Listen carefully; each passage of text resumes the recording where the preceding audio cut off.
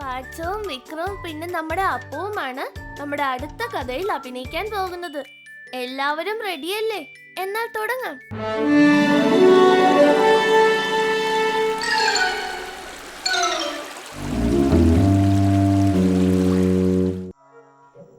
എടേ പാച്ചു, വിശന്നിട്ട് വയ്യ.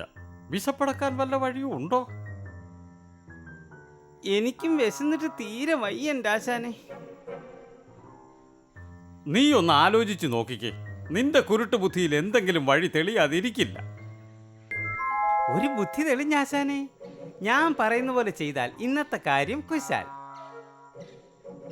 ദേ ആ നിൽക്കുന്നതേ ആരാന്നറിയാമോ? അവനാണ് അപ്പു. എൻ്റെ ഒരു പഴയ ചങ്ങാതിയാ. ഞാൻ അവനെ പതുക്കെ എൻ്റെ അടുത്തേക്ക് വിളിക്കാം. അപ്പോൾ ആശാൻ ആ പാറയുടെ മറവിൽ ഒളിച്ചു നിൽക്കണം. അവൻ എൻ്റെ അടുത്ത് വരുമ്പോൾ ചാടി വീണോണം. ശരി, അക്കാര്യം ഞാൻ ഏറ്റു പാച്ചു.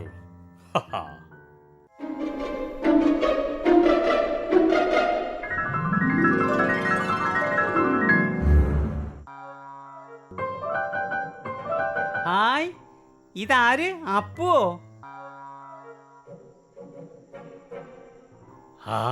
ഇതാര് പാച്ചുവോ? അതെ അതെ, സുഖം തന്നെയല്ലേ അപ്പു? ഇങ്ങോട്ട് വാ, നമുക്ക് ഇവിടെ നിന്ന് സംസാരിക്കാം.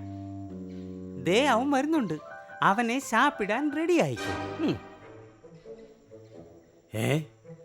അതെന്താ അവിടെ? അവിടെ എന്തോ ഒരു അനക്കം.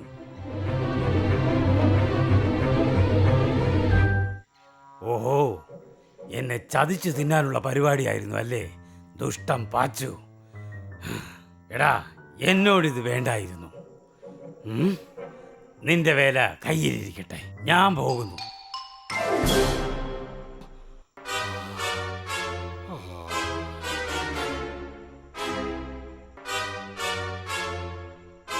ആശാനെ, പണി പാളി. അയ്യോ പാവം നമ്മുടെ വിക്രവും പാച്ചും നാണക്കേടായിപ്പോയി. അവരുടെ വിദ്യയൊന്നും അപ്പോയിനോട് നടന്നില്ല.